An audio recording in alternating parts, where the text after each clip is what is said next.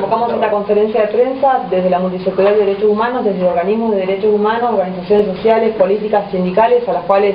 les agradecemos estar presentes, porque bueno, en el marco de la sentencia contra 27 policías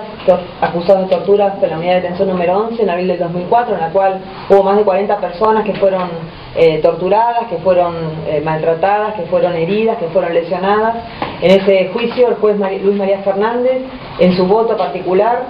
absuelve, pide, digamos, condena solamente a 6 de ellos a penas muy leves, 2 solamente a prisión efectiva, 21 absueltos, y en su fallo y en el voto lo que hace es justificar la represión y la tortura en Neuquén. Por eso en ese marco, desde las personas que estábamos en la audiencia,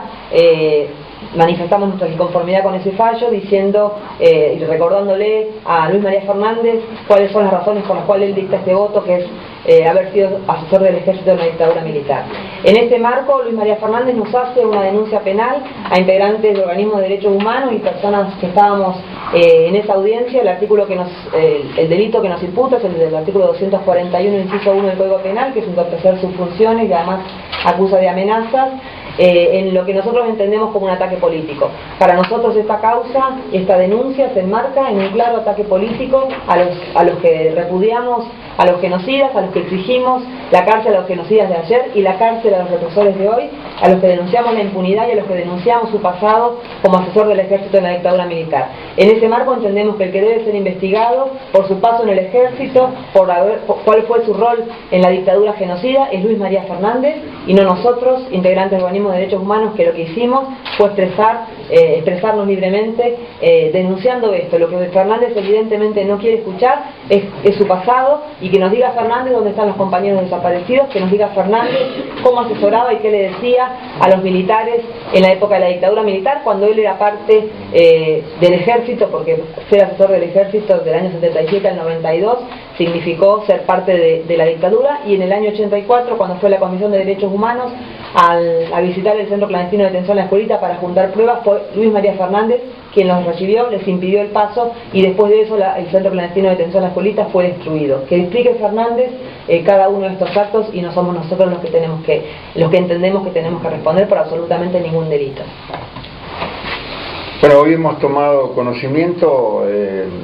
legal, diríamos, de la denuncia formulada por Fernández, y de la lectura de su texto se desprende claramente que está absolutamente, totalmente desubicado, que no tiene la más mínima intención de ajustarse a la ley y a los códigos y a los reglamentos que establece la justicia, sino que está en un abierto ataque a todos aquellos que le reclamamos o le marcamos en un momento determinado de la audiencia su paso por el ejército durante la última dictadura como un colaborador que fue del terrorismo de Estado. Quien haya estado ligado a alguna de las Fuerzas Armadas en aquellas épocas no puede tener otro título que el de colaborador del terrorismo de Estado. Él estuvo ligado al ejército mucho más allá de la finalización de la dictadura, y esas circunstancias no las puede negar. Y quien ha estado con el cargo que tenía él en una institución como fue el ejército en aquellos tiempos, no puede haber ignorado lo que sucedía. Entonces, si el doctor Fernández, con esta actitud de denunciarnos por infringir artículos y códigos, quiere mostrarse tan apegado a la ley, debería en primer término demostrarlo presentándose ante un juzgado federal y denunciando lo que él hizo y lo que él sabe de lo que pasó durante su permanencia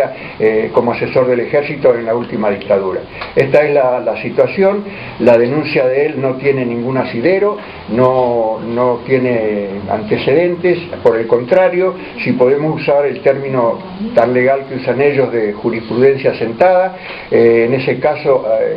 todos los que hemos sido denunciados por él y los que nos acompañan hemos participado en distintas sesiones de juicios, y hemos sido testigos también, y en mi caso personal partícipe de esas interrupciones que él habla, pero en ningún momento se nos inició juicio ni se nos consideró como haber violado la ley ni ningún artículo. En última instancia, a quien perturbó el ambiente santo que tiene una audiencia fue retirado de la sala, como hay que reconocer, como corresponde, pero no hubo ninguna otra actitud. Por eso la actitud del doctor Fernández es nada más ni nada menos que una actitud de revanchismo, una demostración del odio que tiene hacia todos aquellos que le recuerdan de alguna manera y en algún momento su pertenencia al terrorismo de Estado. Esto no lo puede negar y bueno, ojalá lleguemos a juicio. Hay que esperar que resuelve la Fiscalía en este caso, pero ojalá lleguemos a juicio, porque será el momento en que podamos desnudar las verdaderas miserias humanas que rodean al doctor Fernández.